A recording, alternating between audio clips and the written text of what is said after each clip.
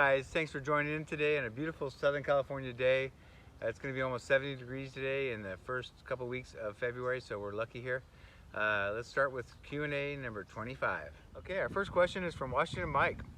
He had asked me, did you follow a typical pattern for your day? I hear some folks get hiking and then have breakfast. Others mention second breakfast, or in the hot areas of the desert, some hikers take siestas. What's your routine?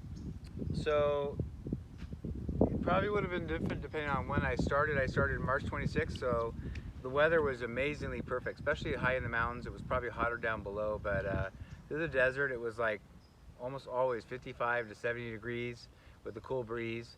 So I did not do the siesta thing. I mean, sometimes we take a long lunch and just chill, but I didn't do the siesta thing. What he's mentioning on that is a lot of times people say, there's a saying, get 10 in by 10 o'clock, so 10 miles by 10. As people go later in the spring, it gets very hot, up to 100 or more.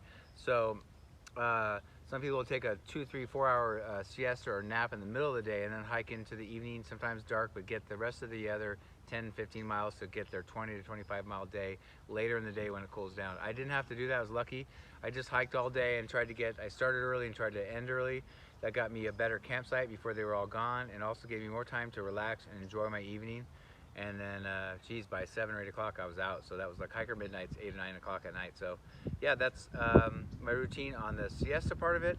So the breakfast changed. I've said this a few times, but my plan when I first started was either have Pop-Tarts, which obviously you don't cook, you just eat, or have oatmeal. And I was gonna boil some water, have hot oatmeal, and then boil some more water and have coffee. But I found that my routine, and which will be when I start again this year, is I like to get up and get going. I'm not a breakfast person in general, and I'm not really hungry first thing, and if so I can eat a bar or something small, but I want to get going. And thank you, Bart, if you see this. Bart kind of taught me how he does it.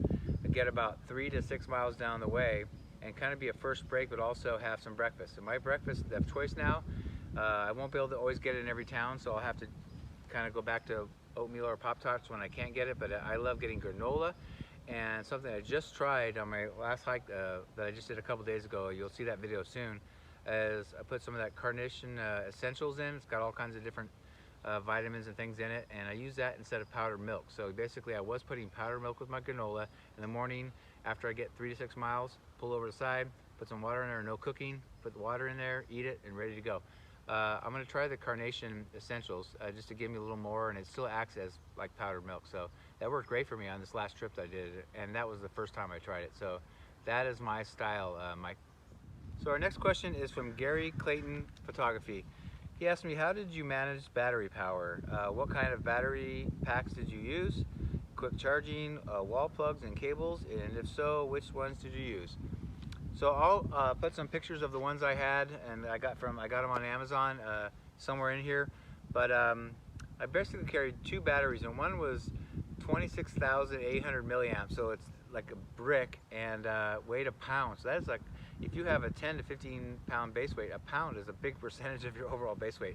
But because of my vlogging and editing every single night, and also using my phone for GPS with gut hooks, I needed a lot of battery power. So that's what I brought 2 batteries. I brought the 26,800 milliamp one that can charge my phone up to about, it says 8 times. I was also charging my my headlamp, which doesn't take much charge, and then I also carried a 10,000 milliamp one. So between the two, there may be a stretch in the Sierras coming up that might be sketchy. I might not be able to film as much, but I never ran out all the way. I even, if I knew I had a shorter stretch before I could charge my batteries again, I'd even watch a few Netflix movies I had downloaded. So if I was bored of editing or done, I would watch a video once in a while in my tent. So it seemed to do fine. The 10,000 milliamp does about 3 chargers or so, and the bigger one does about 8. I think I'm going to get a new big one, just because I've heard now that over time they do lose their amount of battery they can recharge and hold, because I feel like I'm not getting the charges out of it I was getting. So I'll probably do that before I get back on trail. And I use quick. I'm going to put in text what kind they exactly are, because off the top of my head I can't remember, but they're the fast charging wall plugs that are from Qualcomm. I think it's 3.0, but I'll put it down below here in the box.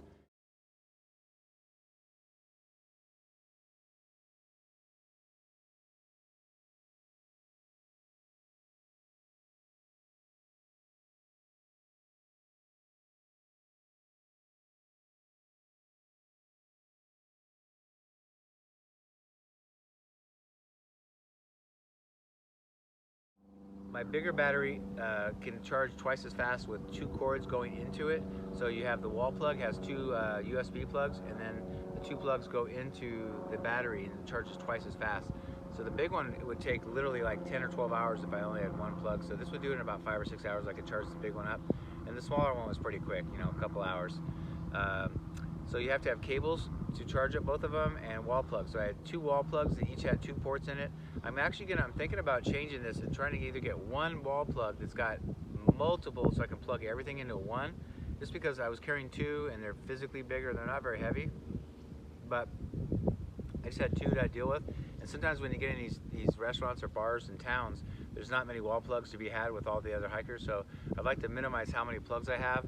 So I'm going to be looking on Amazon for hopefully 1 plug. And I may have to stay with 2, but 1 plug that can plug everything in.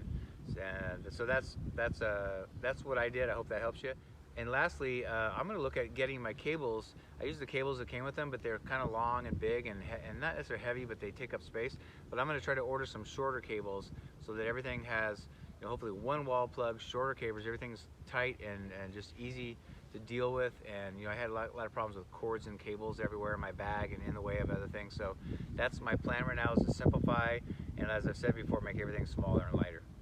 All right, so our next question is from WrestleMania77. What about specific diets on the trail? Things like vegan, keto, carnivore, etc. So I'm lucky in a couple ways. Because of this, whatever I have going on, I think it's rheumatoid arthritis, but whatever I have going on with this pain, I've been trying to do 2 things, and that is, I've told you, I clean up my diet, but I can eat anything. I'm not allergic to anything. I can eat anything. So when it comes to food, it makes it easier for my diet. I probably won't eat as well on the trail because you just can't get in the stores that many, you know, healthy things and still carry it 5 days. But I'm cleaning up my diet, and I've been taking CBD, which has really helped. And by the way, I've said before, if you guys want a good price on some, I know somebody that makes supposedly one of the best qualities out there, and that's made a difference in my life. So if you have any chronic pain, things that are happening, I'm already, like I said, about 80%, and I'm starting to feel even better. So just let me know. But anyway, so with the diet, I can eat anything. A lot of people on trail are vegan, and Terry Savini, she's allergic to nuts. She just told me that today. So there's people that have special diets. So I would say that when you do your resupply packages, make sure you buy the stuff, or if you have a maid or spouse, like Terry does, she'll have things she likes sent to her. But when you're on trail towns, there's almost, every once in a while you'll be in a really small Dollar General store, or there's a gas station you're resupplying out of. But mostly it's regular full-on grocery stores, so you can get anything you want depending on your diet. I mean, I'm going to try to be better about carrying like avocados and natural things out and eat them on the first day. Like I just bought packaged food and repackaged it into my bags to make everything in less packaging and less weight and size in my food bag. But I just got things I liked, and I didn't think about the dietary stuff as much, which I will. But I'm going to carry fruit and vegetables out, and things that I can eat that are, maybe they're heavy, but I can eat on the first day. So that's something you can do too. A lot of people carry fresh stuff out on the trail. It could be heavy, like an apple or an orange, but you can eat it first night, and then you don't have to carry the weight. So that's my plan, but I'm not sure how else to answer your question. There are a lot of people with special diets out there, and they just make sure that they either buy all their special needs diet stuff ahead of time and have them shipped to them, and then when they're in a town, they just buy it as they go. All right, our last question is from Diana. Hi, Diana. Do you keep a compass and paper topo maps of the section you're hiking in, just in case your electronics fail? So this is a big topic, and you know, I've said over and over again I was going to take an RIA class on mapping and compassing, all that. I never did. Kind of regret it, but I never did. I don't really know how to use those things. And we are self-reliant on gut hooks. I mean, the only good thing is if you get lost out there, I mean, I guess if you got lost, that's my one fear, by the way, not animals, but getting lost and not finding my way back. But if you get lost and you get back on trail, even if you don't know where to go, there's plenty of hikers. Even if you had to wait till the next morning, somebody will come by. But yeah, I mean, I don't know what to tell you. I will give you one tip that I like. I went to REI because I really wasn't understanding when it came to the Sierras where everything was in relations to each other. Like, you know, they say, well, VVR, there's, you know, different passes, and I really couldn't picture them all. So you can go to REI, and they sell this. I don't know if it's 8-10 pages, but it's you can buy sections. It's over in their maps and book section, but it's actually just the Sierras. So I bought that, and you can actually literally lay them out, and you can see the whole trail in order. And so why I'm bringing that up is I might bring those maps with me in the Sierras. Partly it's there's the major normal outs when you need to get out and go to Lone Pine or different places to resupply. There's the normal ones everybody does, like over Kearsarge Pass. But there's a lot of other passes and places to get out if you had to, if you were injured or needed more food. And they're not super well known. I don't know the Sierras, so that's why I bought the maps. If I hike with Lady Bruce, she knows the Sierras pretty well, but I don't. And so for comfort, I may bring my maps. They're topo, they're waterproof, and there's only like 8 pages. I can fold them up. They wouldn't weigh much, and then I can ship them back once I'm done with the Sierras. But it shows like really cool lakes off of the trail. Like if we wanted to hike a half a mile off trail and go to a really good like camp spot, we could do that, things like that. But the maps will show that, where my app won't show it as well. It does, but not as well. So no, I do not know how to use maps. I won't bring them on the whole trail, but I may bring them in the Sierra. So that's about as good as I can answer there. All right, well, that was good questions and a pretty quick one this time. I hope you enjoyed that. Really appreciate those questions, so keep them coming, please. I love your questions. We got a lot more this time. Once I said I needed more, so bring them on. I will give you a teaser. I think I found and ordered my ultimate tent, and I'm gonna wait till I get it. We're gonna do a gear review, and I'm gonna talk about it and show it to you in length. But I'm excited because I am 6'3", I'm a tall guy, and I've suffered with trying to find the right tent.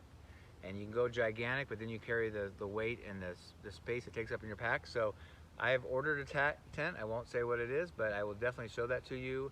And I want to say one thing about my patrons. You know, I always ask if you'd like to support me to go to my Patreon account. I do have some patrons that have started with me right from the beginning, and I can't thank you enough, because this tent was not cheap, and I'll tell you how much it was when I review it. But my patrons paid for about 75% of my tent. And that's what I was saying, is you can really help me get the gear I really need. I'm gonna have to get it anyway, but it's just gonna make my budget tighter when it comes to hiking. So this really, really helps me get what I need. So thank you very much, my patrons, so much for that. I can't thank you enough. So yeah, if you want to support me, I said there's different tiers and levels. You can donate $1 a month, $5, $20, $25, whatever you want. A couple grand a month would be great. But yeah, so go check it out, patreon.com. I'll put the link below. But Mike Marmalade Lawrence is how you can find me on patreon.com. And I also have a new merch site that just got going. It has my pretty cool logo for marmalade on there. And it's got men's, women, and some kind of gift kind of things, like mugs and things. I decided I'm gonna add some kids clothing. There's like everything from infant to kids clothing. If you know any relatives who might like a cool shirt like that. So check that out. I'm going to add that in the next few days, so it should show up soon. But go check that out too. And that's on Teespring, and you just find me. I want to say I'm just Marmalade Outdoors there, but I'll put the link below. But anyway, can't thank you enough for watching. I hope you enjoyed it. And until next time, see you down the trail.